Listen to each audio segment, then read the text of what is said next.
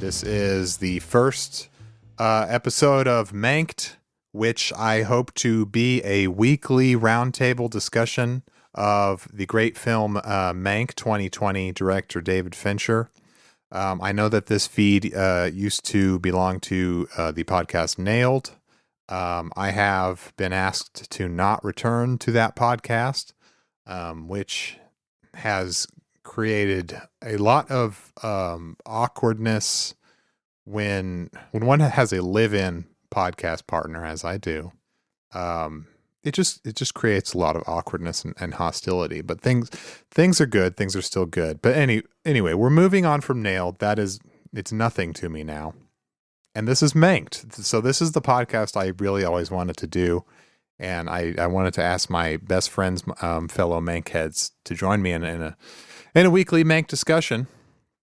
So I thought maybe we could go around the horn and what should we do? Should we introduce ourselves in like our Mank bona fides? Yeah, sure.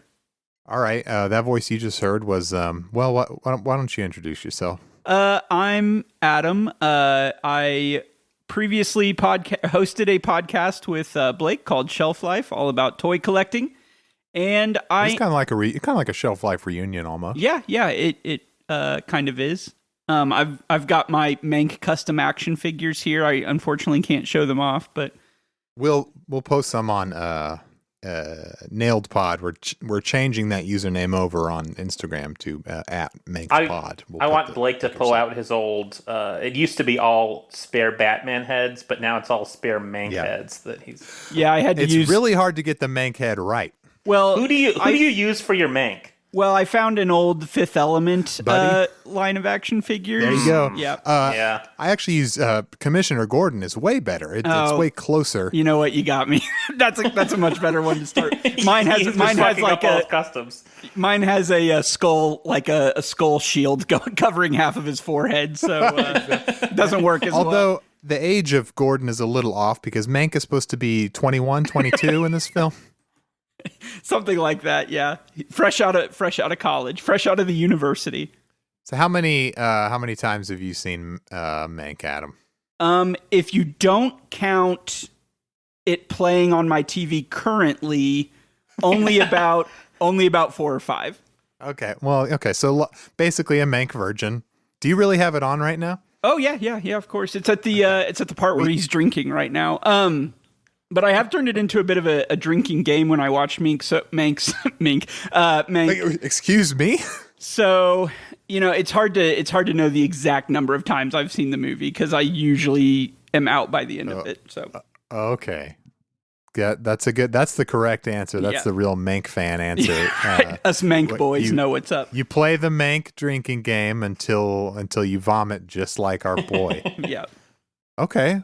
Who else by the way, I changed the scenario. Who else do we got?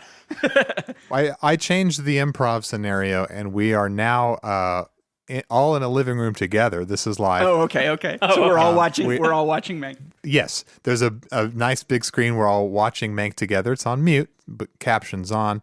There's a nice bear skin rug and a roaring fire. Yeah. Well, yeah. It's how we typically enjoy movies together. Is in front of the. Wait. Is the bit that we're in front of the fire, or that's what's happening on TV? No, there's a fireplace that's separate from the TV. Okay, right. And we're all on the bearskin rug together, watching the TV in front of the fireplace. Right. We're all on our bellies, head in our hands, looking up. What are our legs doing? They're dangling in the air. Of course, we've got them. Nothing but socks on those feet, and they're waggling around. Josh, welcome to the podcast. Thank you for having me. How many times have you seen Mank? Mank. I have seen Mank one time, but I saw it in a movie theater. Really? Yeah. Wait, really? Yes, I did. With Adam. But I committed it all to memory then. But I've had it paused on my TV at the vomit scene because I want to get. It's been paused for about a year and 3 months. I want to get it embedded in my screen. It's interesting that you say you've committed it to memory because obviously as Mankheads, we all have the script memorized. Yes. Yeah. Oh, and yeah. I've read the script. You said how many times have I seen it, and how many times have I read Jack Fincher's script? It's a lot classier to read the script. Did you guys get the leather-bound annotated version of the screenplay? I picked it up on Amazon recently for $349.99, and I've been really, really happy with it so far. That's really reasonable, yeah. Yeah. I actually got a set used copy of the working script signed by Gary Oldman's assistant. Oh, okay. So that was from eBay. But regarding the script, I thought it would be a treat for listeners, and I wondered if you two would join me in reciting it word for word. We don't have to do the whole movie, but just the first few lines maybe of the movie. Might be fun to recite it together. Why do I have a feeling Josh hates bits like this? Like I think he just wants to riff and talk shit. I don't know that he likes bits like this. We'll get to that. Okay. But I'm having flashbacks to humor me. To shelf life. Oh my god!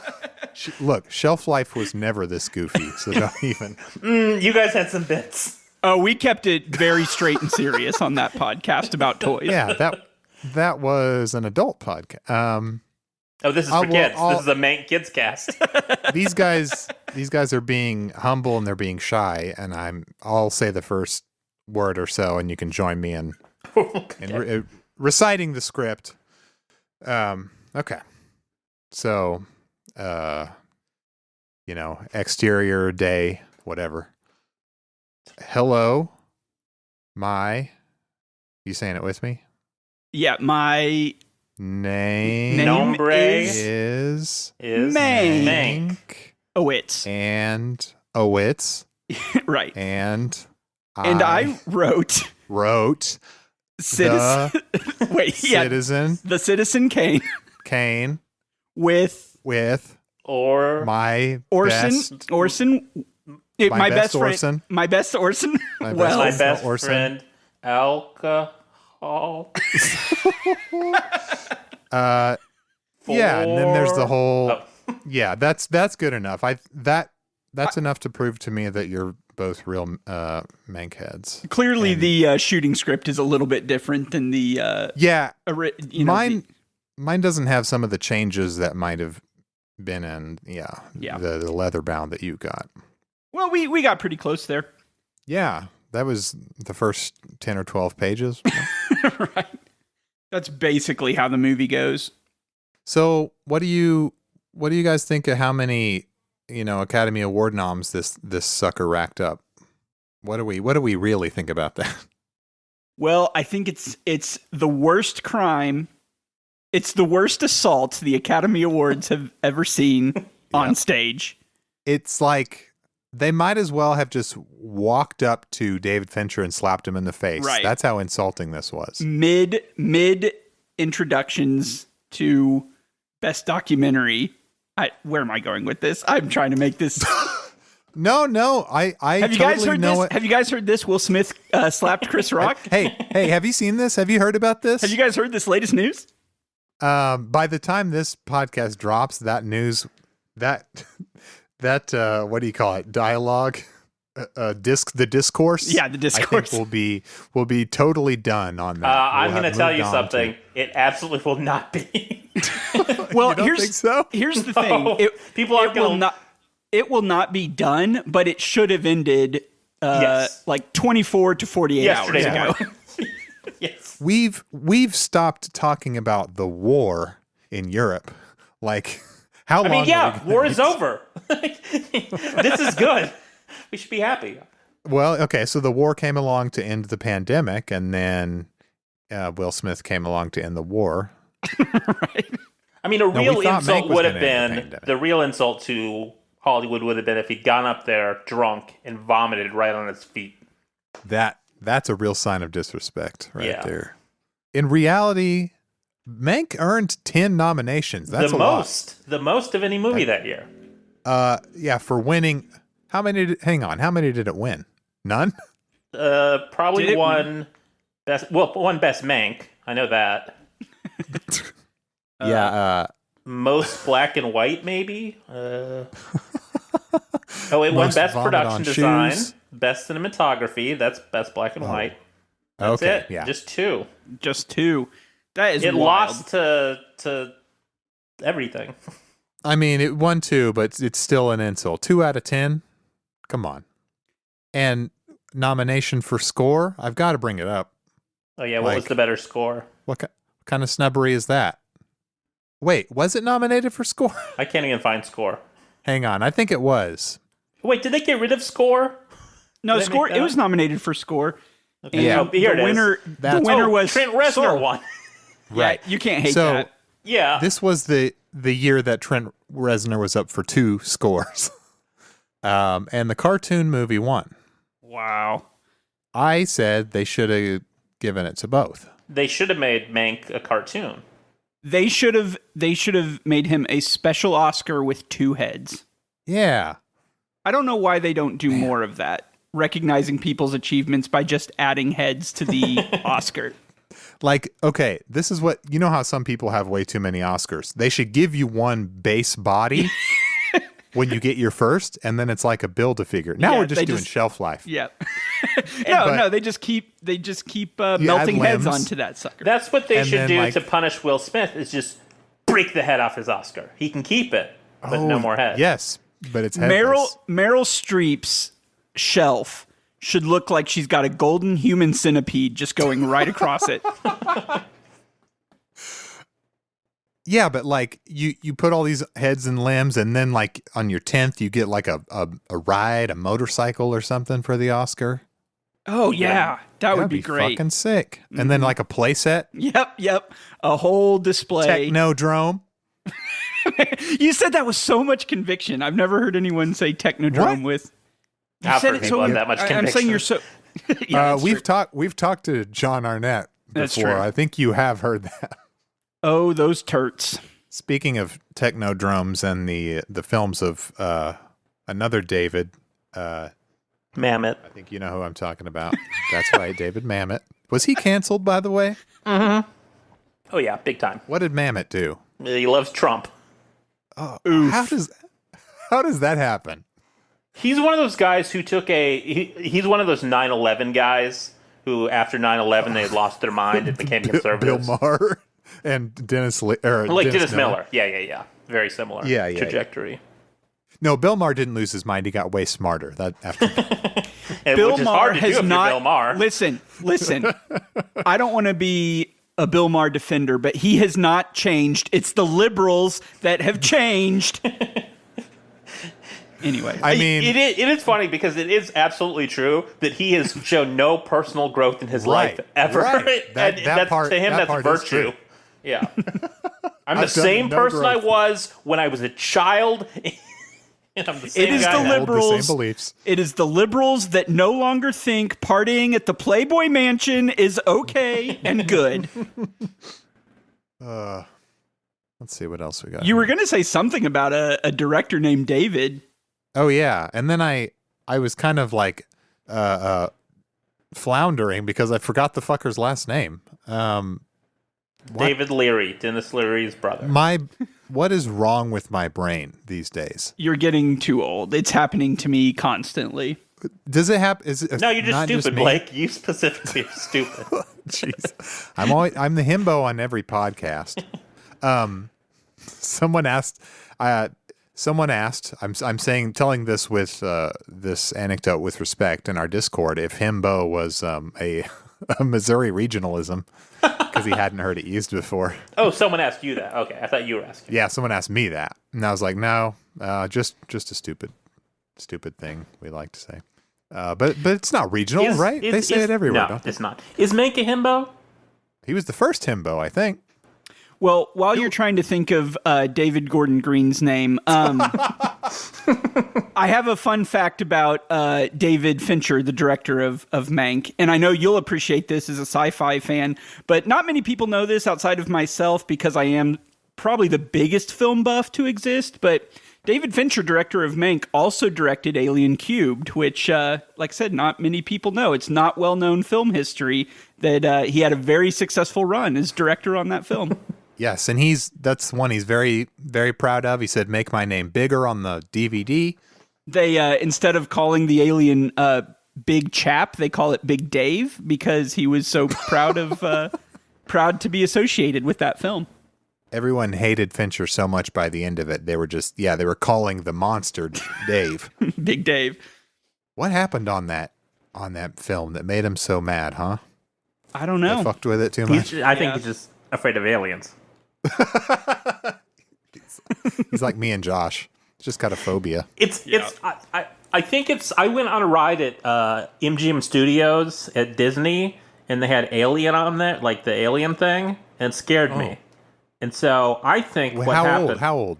Like 7, 8, maybe 10 at the most. Okay. That's scary stuff. And I think he probably went on that ride, got scared, said, "Let me make the movie so we could kill them," and then got scared. Here's the thing, though, Josh. I like that theory. I'm pretty sure, I don't know, we might have to work out the timing on this, but I'm pretty sure that ride uses a scene from Alien 3 in it. Like, it's not a scene from Alien or Aliens. I think it's actually a scene from Alien 3 on that ride. Are you saying that I was scared at a much older age? No, I'm just saying, because isn't Alien 3 the one where she's like bald and sweaty and the alien's like in her face? 92, shit. Yes. You're probably right. Adam, that's correct. Never mind. He did it to scare me. That's why he made it. No, you're probably right. Yeah, that's why he's like, I need children to be afraid of this. Okay, never mind. I would have been 11. R.I.P. that ride, by the way. It's gone now, I believe. Oh, no. That's a good ride. A classic. Oh, wait, no, I was scared of it. Do you think they just replaced the aliens with a different monster and repurposed the ride? It is absolutely an Inside Out ride or some shit now, where it's just like you're riding around looking at people's emotions and just seeing very depressed children. They replaced it with Natasha Henstridge from Species. They're like, we need a sexier alien on this ride. I didn't like that Leprechaun in Space ride, Mom. Can we talk about Best Supporting Actress nominee 2020 Amanda Seyfried for a moment, who was robbed of her little golden statue that year? Is anyone else watching her current vehicle, The Dropout? I cannot keep up with all the shows about premium people who Hulu grifted right now. I can't get enough. I can't get enough of it. She lost. You have to see her performance. Okay, I'll watch it. I like her. Adam, you haven't seen it? No, sir. I have got so burned out on streaming services and trying to keep up with all that stuff that I have just given up and am watching old TV now. There's lots I haven't seen, but we are watching that because her performance is so fucking nutty and buck wild. And it's mainly that the person she's portraying was buck wild, but the things she's doing with her voice and her face. I thought you'd all seen it and we'd have a fun conversation. Can I go back to say no, I haven't seen it because I only watch, because my TV is frozen on Mank. I can't watch anything. Mank is stuck in the DVD player. Yeah, it's my DVD of Mank. Someone, this is completely boring stuff, but my job is currently going through a merger, a large merger, and so we're having to like find a way to combine all these various things for these two companies. And I'm a writer, of course, and so we have a new style guide that they're preparing and revising or whatever. And in one of the examples for style, and I don't even know what this was indicating style-wise, but one of the examples was he put the CD in the player. And I was like, wow, they're really sticking with very modern and topical examples for this. Well, you don't use CDs anymore? Not often. No, I'm trying to think of the last time I used a CD. I don't know that I have anywhere to load a CD. I guess my DVD player. I have very few places. My PlayStation won't accept a CD, which I found out and was upset about. Oh, that's weird. I bet the PlayStation 3 does. I think it did. And then with the 4, Sony was just like, no, fuck this. Blu-rays only. Well, sorry I started talking about work. I feel like that really brought everything down. Yeah, it really bummed me out. But I did think of the name, and it's David Cronenberg. Imagine if Mank was having sex in a car. Mank, but he slowly turns into a bottle of alcohol. And William Randolph Hearst is drinking him. That's how it ends. Watch that Dead Ringers. That was a weird one. I actually watched that pretty recently, although I might have been a bit under the influence, and I don't really remember it hardly at all, but I know I did watch it recently. It's one of those, you need to be under the influence to understand that. No, it's not that Cronenberg-y, except suddenly there's a dream sequence with a horrifying, spoilers by the way, just out of nowhere, a dream sequence with a horrible Cronenberg monster effect. And it's the only thing that's like that in the movie. It's just like, what the fuck? I also watched Videodrome recently, which is incredibly Cronenberg-y, but in like the worst kind of way. It's doing the most Cronenberg. Yeah. Like too much, like over Cronenberg-y. I also watched, what was it? The Dead Zone, which wasn't very Cronenberg-y, but it's also not his material. Yeah, he probably wasn't able to, didn't have as much pull on that one. Trying to find out if Gary Oldman has ever been in a Cronenberg movie. It doesn't look like it. I'm going to say no. No, it doesn't look like it. Wait, did Cronenberg you have to be Canadian. Direct Tinker Tailor Soldier Spy?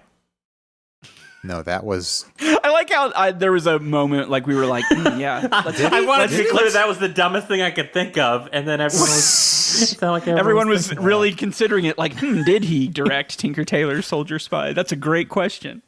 Mank was nominated for Best Makeup and Hairstyling.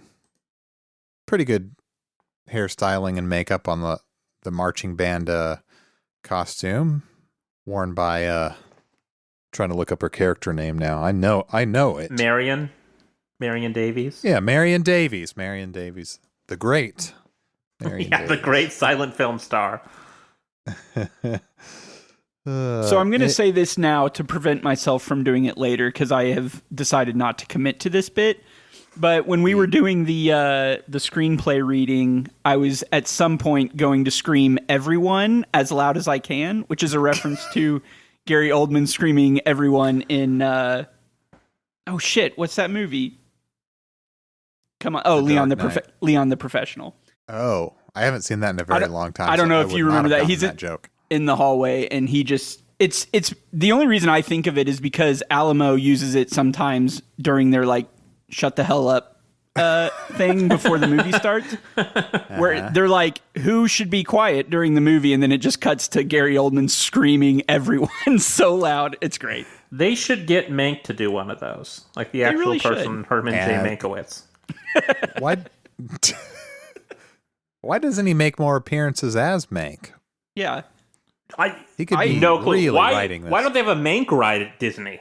Oh my God, could you imagine? It has to be a rights thing. That's the only reason that there's not a Mank ride. The Orson Welles estate is like, no. It's basically a simulation of the car wreck where he breaks his leg, and it's Mr. Mank's Wild Ride. Can I tell you guys a Mr. Toad's Wild Ride story? So my parents took... Absolutely. I'm jumping in without permission. Our parents took us to Disney World when we were very young children, and we went on Mr. Toad's Wild Ride, and my dad rode with me and my mom rode with my sister. And I don't know if you guys are familiar with that ride, but it's on a track and it like spins you around and does all sorts of goofy shit. Like you're just really lost control of this car. Mm-hmm. And we got off the ride, and my dad just started doing this bit that I was the worst driver he's ever seen, and he's never going to ride with me again. But he committed to it so solidly. I started crying in the middle of Disney World because I was like, I kept like trying to explain, no, it wasn't me. I wasn't doing that. But he just would not back down that I was a terrible driver. Anyway, just one of the many ways my dad gaslit and abused me. How old were you? So you're saying he I was probably, maybe 5 or 6 at the time or something. 16. Man. Okay. Yeah, about 18 years old. It was my graduation present. So he can commit to the bit and really sell it? Yeah. I mean, to a 5-year-old. You know? He had 5-year-old Adam convinced I was a real shitty driver. Well, I mean, are you angry that he's not here instead of me because you feel like he commits better to bits? Yeah. Yeah. I don't think you don't commit to bits. I just think you are not as big of a fan of certain types of I don't just commit to certain things. Yeah. What are the types of bits that Josh? No, let's read the last page of the screenplay together, guys. No, Mank, don't walk there. I just don't think Josh likes silly bits in general. I think he likes to just talk shit, basically, is what I think Josh likes to do. And he's a great storyteller. Josh is one of the best storytellers I've ever met. But he doesn't like bits where we improv a screenplay reading. I just don't know what to do. You just stay out of my way, man. It's like when I was telling the story the other day when I got called up on stage to the Skinny Improv. I was just wasted, and this was at Arts Fest, and the worst thing you can do with an improv team is try to be funny, and they asked me to name a type of exercise, and I said Kegel. Oh man, nice. That's so bad. I'm so embarrassed. That's I can't believe you said that. And they said, I think I heard jumping jacks. And then I had to do jumping jacks. Was it supposed to be like clean or no? Yeah, they were doing it for Arts Fest, like for all the people there. And the for Skinny families. Improv is just clean in general. You tried to make it filthy. Come on. Yeah, terrible. Kegel. No, you say yes and we start doing. I mean, they should have stupid. started doing Kegel exercises then. They're the bad ones. They're the ones who are not professional in that situation. You know, as I'm working the biology out in my head, jumping jacks probably not a terrible Kegel exercise, I'm thinking. How much time has this killed so far? I'm at 36 minutes. Hey, let me ask you this. To bring this back to toys. Yeah, because that was the topic at hand. It was one of the many options we were given. I looked up the best-selling toys on Amazon. I was just going to ask you if you guys could guess the best-selling toy. Of all time? No, current. I hate these types of questions because my mind always goes to action figures. I'm going to go to action figure category next. As a middle-aged man, but it always ends up being something like, I don't know, Bratz ponies or something.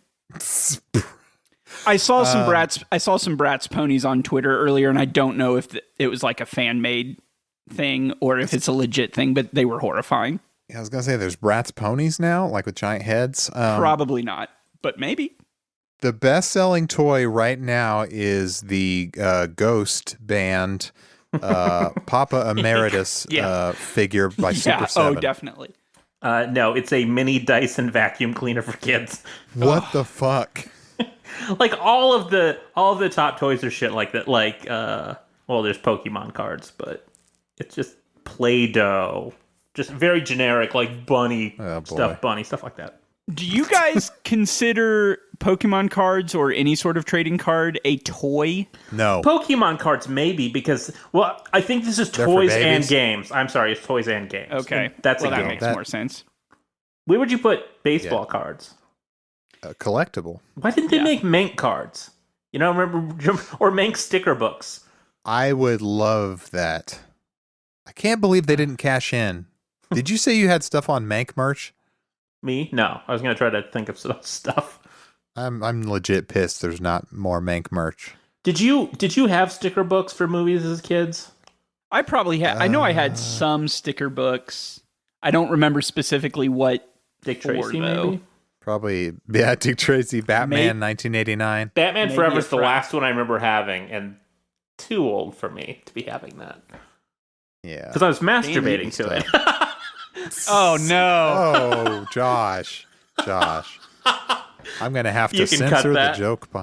I will not. Wait, which one did you say? Batman Forever? Batman Forever. So I was 12 going into 13. Like, I'd had it for a year. Batgirl? No, I was trying to think if there were even two two principal Drew Barrymore cast members. Sugar and Spice. Yeah. That's right. Batgirl's not in that one. Yeah, you're right. No, and Dr. Chase Meridian. Is that her name? Yeah. Did I get that right? I think you got it. I think that's right. Yeah. So your parents are like, Josh, why is Sugar and Spice and Chase Meridian all on one page of the sticker book? I wasn't jacking off to the stickers. Like they had like full length photos of them next to where you put the stickers. Okay. Oh, I thought you were getting ready to say you were putting them in the because didn't the sticker books have like scenes that you put the stickers in? Like some of them. Yeah. To make them look like they were having action sequences. It tells like the story if you go straight through. I think. Yeah. Spoilers. That was probably a good. That was probably a good indication when I was a child that I might have been slightly OCD. Is because it would really bother me if I saw other people's sticker books, because kids just go ham on those things and just put that shit everywhere, and it would really, really bother me. Like none of this makes sense. Yeah. It doesn't. These are not in right. These are not in logical places. I cannot handle this sticker book. You buy your first pack of Return of the Jedi stickers, and it's Vader dying. Never mind. I don't know what happens to that movie. There's Ewoks. When does he say, "I'm your father"? That's Empire Strikes Back. Okay, there you go. You just slap that in the beginning. But Adam would be like, "This is all wrong. There are 2 Darth Vaders on this page. That makes no sense. Why would there be 2 Darth Vaders?" Yep, you know me so well. I know. I think I was kind of like that too, a little bit. Speaking of sticker books you could jack off to, Return of the Jedi. right. Josh has told us before he liked the female action figures for for prurient reasons. Did someone send something recently about? It's boys? Todd McFarlane. Here we go, guys. Oh, okay. Yeah, let's talk about this shit. Listeners, settle in. It's time for the Todd McFarlane portion of the podcast. Yeah, regular nailed listeners have not tuned out by now. This is a regular portion of the Manked cast. Right. This is a Mank segment weekly. Because we want Todd McFarlane to make a Mank figure. That's why it's relevant. Yes. So what's funny about this is I don't think that this was any sort of major news story that broke necessarily. It was just a guy on Twitter that found a video, like an interview video recently, where Todd McFarlane was basically explaining why he primarily makes male action figures, and he goes into kind of this long rant about how boys want male action figures and they want the main heroes, which would also explain why he makes 8,000 Batmans to every one other character. Yeah. But and he is like, what do you think will happen if a boy on Christmas Day opens a present and it's a girl action figure? He's like, I don't know all the reasons that serial killers are made, but I know that's probably close to one of them. He says something like that. That's majorly paraphrasing. But of course, right. that went viral and everyone's like, what the fuck is he talking about? And then all these toy collectors are showing all their female action figures. And anyway, that's the backstory. I love that. I think his main problem was he starts out, his line of logic starts out, think of your average toy-loving child. He walks down the toy aisle. He looks, and it's like, okay, so you've assumed boy right. Only. Boy equals human. I mean, it really does. I don't know though. If you see his DC line of action figures, especially, all of that makes complete sense because that is his absolute business model for. Clearly, that's what he's thinking of more than anything is the little boys that only want boy action figures. Does McFarlane have any female characters that are iconic in any way that I would know? Of his own creation? That he's created. His own IP? No, hell no. I don't think so. Well, there's probably that may be wrong. I mean, does Spawn have stuff? A love interest? But it would just be like Spawn's girl or something, right? I think wasn't there an Angela or something from Spawn? Am I right on that? Sure, sounds right. I'm guessing if we have to think about it, or if you guys have to think about it that much, there's not. I think they're actually. I think he might have even made recently a woman Spawn character. Whoa! What? And it's actually called Woman Spawn. Actual name. He made the shittiest possible character and then didn't sell. And he's like, "See, what did I tell you?" Jessica Priest. I don't know. I don't really want to dig too deep into whether this is boring. People are reaching for the off switch on their they're popping the CD device. Out of their they're like players. I came here for Mank. What is this Spawn bullshit? Give me more Mank, they said. Did you all know that the full Mank soundtrack has 87 tracks? Is that true? Yes, I'm not making that up. Trent. How many plays does the top track have, and what is it? Oh, you don't have Spotify. Okay. Let me check Spotify. The 87 number includes bonus tracks. So that is exaggerated. The actual number is only 52. Yeah, I'm only 52. I'm seeing that on the Wikipedia page now. Total length, 1 hour and 32 minutes. I don't know how to find listens, and you'd be shocked that Mank is not in Reznor and Ross's top 10. Although Soul is. So maybe Soul is what stole the Oscar from Mank. My wife and I have been upset for literal years now. Someone teased a Mank box set of vinyl online one day, a couple years back, and it never became a reality. I'm not sure if that person was trolling. Was it just someone in the Discord? No. Okay. It was either Twitter or Reddit. Someone was like, "Look what I got." I was sent a promotional, or I don't know. Someone claimed they got a promotional Mank box set of vinyl, and it was like this big, nice, well-designed box. Never made available to the public. Was it a thing like a screen, not a screener, but something where they did like make a promotional thing, like as part of the sent it to the Golden Globe voters, right, exactly, as part of their Academy campaign or something. It may have been, it may have been that. It may have been just like screeners. They were just sending these things out, but it has your name printed on it, so you can't give it away. Adam, what's your favorite track from the Mank soundtrack? I really like Marion's Exit. That's track number 31. I know it off the top of my head. Oh, nice. Yes. And really, it is one of the longer tracks at 3 minutes and 18 seconds. And it's just pure bliss of Marion's Exit. I really like the Organ Grinder's Monkey. Okay. Comes in at 2:25, track 49. Did anyone else get through the first 11 tracks like, oh, this is really good, and then get to that track 12 and see it was called Cowboys and Indians and just immediately pull that vinyl right off there? Now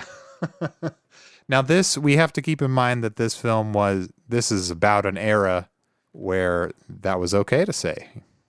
Well, agree to disagree. A lot of things were okay to say in the 40s, and it was considered manly to drink until you publicly vomited. That's just going to be the scene it's the only scene I can recall right now. Do you know what I am kind of envious of?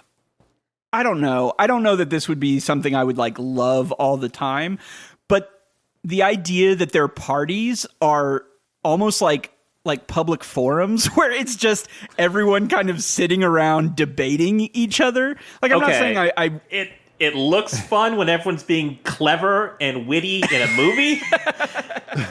I guarantee you. Okay, that's fair. If you've been in a college political science class with one obnoxious guy, oh yeah, you know exactly how it's gonna go. Yeah.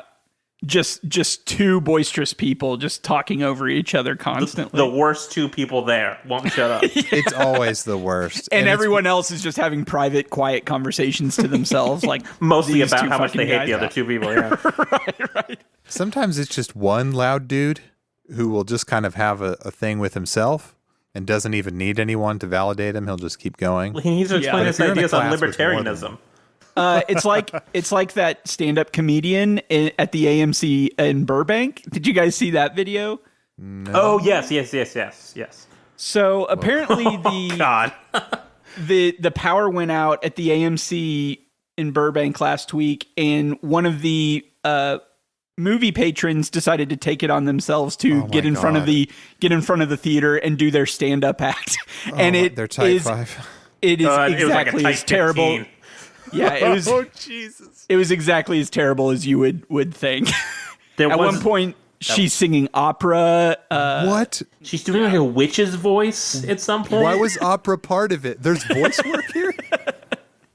And then somebody said, "Please end our misery," and she didn't take the heckling very well either. Just did not take that very well. She didn't do. Hey, I don't come to the place where you work, and then the person says, "This is not where you work. This is a movie theater." Actually, this is not even a joke, Blake. Apparently, the woman who said, "Please end our misery," was an Asian woman, and the comedian said, like in their clap back, said something like, "I've never seen a racist Asian before." Oh my God! Was part of their it's part not of their even insult. A right. joke. Right. Just and I'm not sure. I don't want to assume the comedian's ethnicity, but she reads very white, so I'm not sure exactly what what evidence white coded. Yeah, very bizarre. Anyway, well, try to find that viral bit. Her response to it was, "I'm a single mom. I was there with my kid, and I don't have enough time. I wanted to make my kid laugh, and I don't have enough time. It's hard for me as a single mother to find time to go out and do stand-up. So this was a chance," which is a very funny defense of forcing a bunch of people to watch you do stand-up. Well, maybe you're attacking single mothers by not enjoying my opera.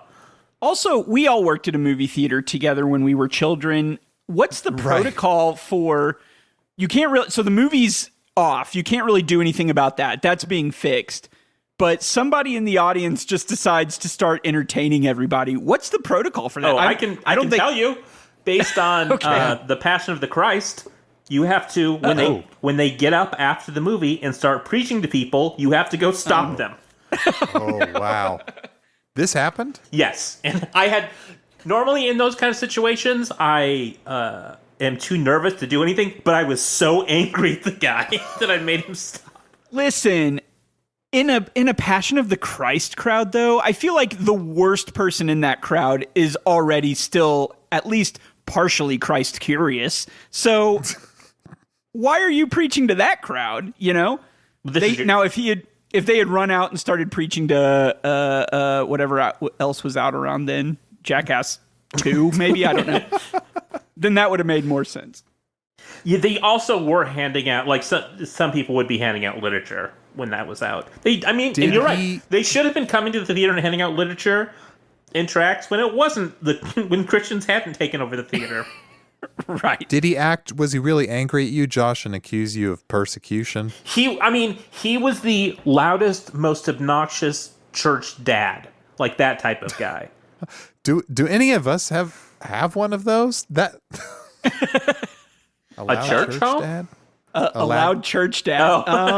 Come to think of it, I think I might have a loud church dad. I'm sorry. Just when you said the phrase "loud church dad," popped into my mind immediately.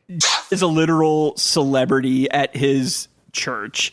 Even if people don't know his name, they know that guy. They know the A-man guy that will just like get up and walk up and down the aisles, flinging his handkerchief around. Has he found a more charismatic church these days? I don't think he. Kind of shit is tolerated? No, the church has warmed to that more, despite he has had many confrontations over the years where people have just been like, "You're doing the devil's work and running people out of this church with your behavior." Oh my God! And I'm guessing has not slowed him down. No, not at all. It sped him up. It does hurt his feelings though, and it's the only time that I start to feel a little bit closer to my father. So I'm like, I get it, Dad. Sometimes it feels like everyone hates you. Does he feel like he's part of the production of the service? I honestly don't know what it is. I mean, I have many theories that I've probably expressed privately, and I probably wouldn't want to express them here. But yeah, right here on Manked. I mean, I realize that Mank. Can I say the world's #1 Mank podcast? Easily. Yeah. Oh, yeah. Do you think that we can get Amanda Seyfried on the podcast? I'll DM some her. calls. Yeah. Come back for episode 2 where we have. Oh man, damn it! I was going to try and find the obscure actor that played his brother's name, but couldn't find it fast enough. So the joke has been dropped. She'd assume we were calling about Dropout Press or something, but she'd be like, no, we want to circle back to Mank. Let's talk about Mank. You were robbed for. I'm going to break that off an Oscar and give it to you. Can I at least plug Dropped on the podcast? No. We just need Mank talk on this one thing. We're very, very firm that we talk about nothing other than Mank on Mank. Her voice on the Dropout, she does this low, just doing Elizabeth modulation. Holmes. Yeah, I know. But it ends up sounding like Surfer Dude. It's just, I don't know. You just got to listen to it and get back to me. I need to talk about this. Okay. Can you do an impression of it? It's like, I invented Theranos, and that's the best I can do. Something like that. Not like Mean Girls. She's come a long way from that. Play that much. I don't know why I forget that she was in that. That was her breakout role, maybe, I guess. Just sitting here staring at this Gary Oldman Wikipedia page and did not realize he did voices for the video games Call of Duty and The Legend of Spyro. Some fun Gary Oldman trivia there. 2 prestige games of equal weight. Other canceled men who've worked in Call of Duty include, I believe, Kevin Spacey. Oh yeah, he did one of those. He like full on mocapped it. Yeah. Man, someone. Of course, people get so obnoxious about movies around Oscar time, but that picture that Ellen DeGeneres took of the selfie with all the actors in it, always like starts cross out a bunch of faces on it. right. So of course it started showing up in my timeline all over the place on Sunday, but I did not remember that Kevin Spacey is tucked in the back there, just like with his silly grin. Is Armie Hammer in that one or no? Oh, I don't know. Oh, so many canceled folk. Is he still kicking around? Because what happened to the cannibal thing? He was just in Death Nile. Death on the Nile. But that was like a weird thing where they didn't know how to market that because they didn't want to market it using him, even though he was one of the main characters. Wasn't he kicked off a production in the wake of... I think they reshot something. Oh, yeah, the Call Me By Your Name sequel. He was going to be in. Oh, God. Wait. I thought you were serious for a second. No, I was trying to figure it out too. I was like, wait, isn't there a... Yeah. Is that real? Yes. Is it like a... There's another book set later. Yeah. Okay. So it's not here's something to say about Armie Hammer, though. He was never a big enough star where most people would know him. You know what I mean? Like, our parents probably do not know who Armie Hammer is. So... no one's going to a movie because it stars Armie Hammer. So I don't think they really had to worry about marketing a movie because he was in it, because no one really knows who he is. I may be wrong about that. No, I think that's right. I think there was probably a period where he got close to Lone Ranger. I was going to say Lone Ranger. They kept trying to make him happen. It never really It never really worked after. I mean, he's been in things, but they wanted him to be a Chris Evans and Channing Tatum, but he just was never there. Who was the guy in Avatar that they tried to make happen? Sam Worthington? Oh, Sam Worthington, yeah. Yeah, he happened even less than Armie Hammer happened. Oh, yeah. But not for lack of effort. Right, that was an embarrassing Armie Hammer story. Can I tell that? You all might have heard it, and I can't believe I'm saying it on the air because it's a situation in which I was wrong, but this also circles back to Fincher. You think there's two? The Social Network. Yeah. So this is something I said to my she wasn't my wife then, but to Jessica, I was like, so we see Armie Hammer and stuff now, but why don't we ever see his twin? No, that's a good one. Sadly, I was not making a joke. Oh no. he was convincing. Armie as two Hammer people. should come out now and be like, hey, that was all Armie Hammer. I'm the twin. What would be the twins' name? Andy Hammer. Navy Hammer. Navy's funnier. Oh, no. I disagree. What did you say? I said Andy. I'm not saying Andy's funnier. Mine's hackier. That's what I was going to say. Is Navy is a hackier. Is a hackier joke. I'm Army Hammer. Have you met my brother MC? Oh boy. Just groan. Oh, God. This is my brother. This is the kind of improv I like. Sickleland. This is my brother Kegel. That's a good improv humor.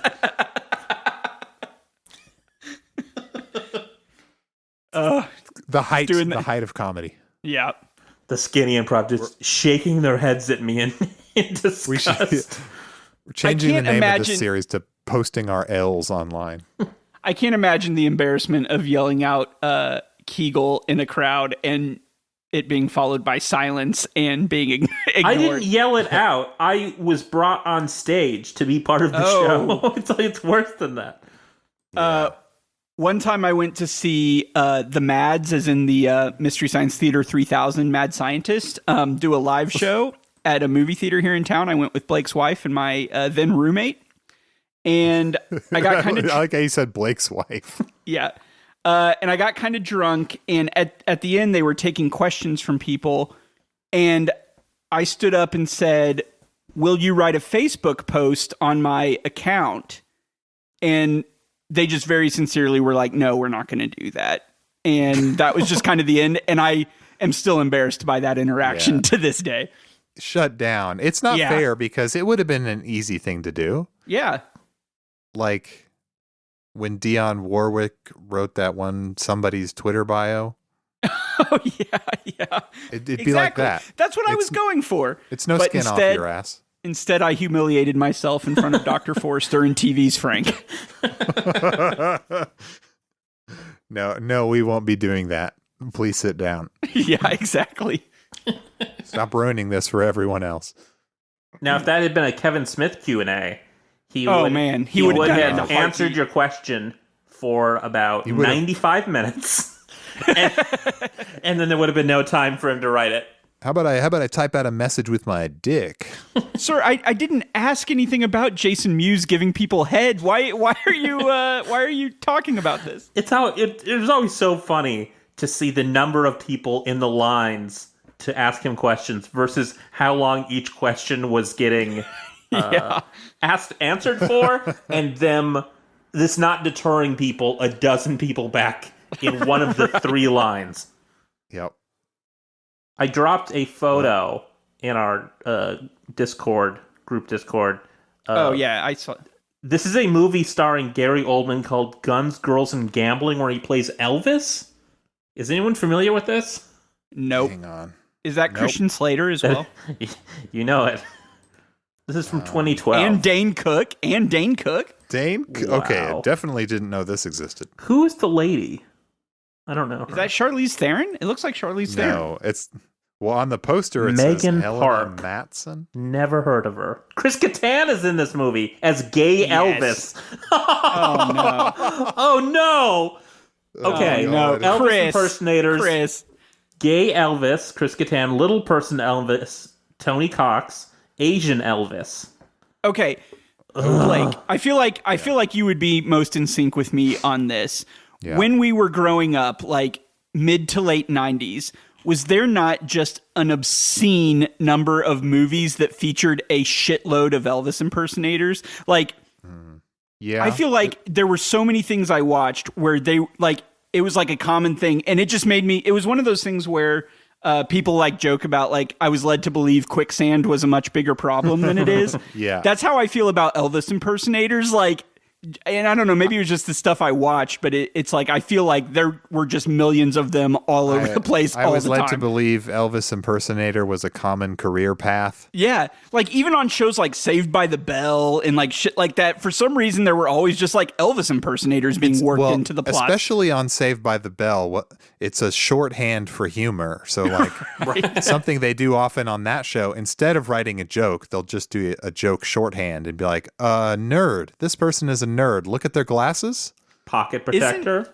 Yeah. And isn't that like Quentin Tarantino's first on-screen credit was as an Elvis impersonator on Golden Girls? Oh, yeah, I think that's that might right. be right. Yeah. I haven't seen that. Have to ask Jess. So anyway, my point is, by 2012, why were we still making movies that had Elvis impersonators? Yeah, it was like a retro. Blake, were we talking about this on Risky Business? Were we talking about Elvis recently? I was talking to someone about... we were talking about it at Hoot and Holler because we were talking about Branson, how many Elvis impersonators they have. It is... Oh, yeah. When will that phase out is my question, because the people who remember Elvis as an icon, like, what I remember is not Elvis. What I remember is Jesse on Full House being into Elvis, or what Adam's talking about. I also remember these ubiquitous Elvises, the Elvis impersonators, all of this shit. Yeah. But I don't listen to Elvis. You know what I mean? Like, there's enough people who still do, obviously. But I remember it much more as a weird cultural thing than like anchovies. Him as an actual performer. You know, like, to me, his music has not like approached the level of like the Beatles or something, where it's just, you know, the music itself is still lasting. It's just the cultural, this weird cultural icon that, like John Wayne. It's that kind of stuff. right, exactly. And the people who remember it being anyone who is an Elvis fan now, young, it's because someone has indoctrinated them into being into Elvis. And that's why I don't know if you've seen the preview for Baz Luhrmann's Elvis. And he's gonna stop this, or he's gonna keep it going. Right, that's exactly what I was going to say. Is he prolonging this Elvis obsession that really just needs to die and should have died 20 years ago? I mean, we still are going to have to endure the Doors for another couple decades. At least get rid of Elvis. Well, this was the Elvis cast. Elvis was the last segment we had planned today on Manked. Yep, I've got all the other notes checked off my list. Fewer Elvis impersonators, more Mank impersonators. Let's get those going in Branson. Yep. Yeah, like that should be a thing. We need little person Mank. We need gay Mank. Oh no! We were doing so well. Branson's Living Legend show should now just be a big recreation of those Hearst parties where it's just a bunch of celebrities sitting around debating. But you still have their Taylor Swift there. I forgot that they had a Taylor Swift. I kind of feel like I need to go see her. We have to go. Yeah. How's there not been a Hoot and Holler pilgrimage or something? No, we've been planning it a bunch of times, but have not gone yet. I hope I get to go. She better be good. I bet she's not. All right. Well, anyway. Oh man. Well, thanks for talking to me about. I think do we do like a prayer to Mank? Do we pray? Yeah, let's all pray together.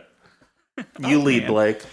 Blake, have we ever talked about how sometimes when I'll meet up with Josh for dinner or something, there's this really awkward moment he and I always share where we almost feel like we need to pray before our meals.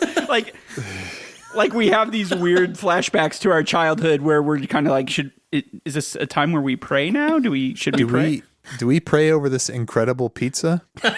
Right. Usually the times when we've needed to pray probably have been times we've been at Chuck E. Cheese. I think we probably should have prayed. No, I'm not praying a Mank. You crazy? Yeah, thou shalt have no other gods before me, Josh. Okay, sorry. That includes Mank. That includes Mank. No other gods before Mank. Oh, sometimes okay. I forget. Well, all right. Thanks for talking to me about Manked for a solid hour and not veering off into any other tangents. So we will see you. Should we do weekly or twice a week on this series? I think it should be daily, honestly. Yeah. We don't have to do an hour every day, but we should at least get in a 15 to 20 minute Mank combo every day. Yeah, because if we space it out too much, we're not going to get to all the stuff that we don't want to lose our Mank gains. Yeah, and again, to listeners, I'm really sorry that the feed is now this forever. But as I said, I was asked to leave my regular podcast for I think something about being not funny. Something about attempting lots of jokes and landing very few, I think was her reasoning. I think you're batting 1,000 on the main cast. Okay. That's always good to hear after a long period of silence. I like the reassurance is comforting to me. All right. Well, why don't we say it all together? As we say, or as we will say every episode as we sign out. Thanks for listening. And no wait, Manx. Manx. Manx for the memories. I assume you can edit that all together. Yeah, I'll edit it. Edit me out further.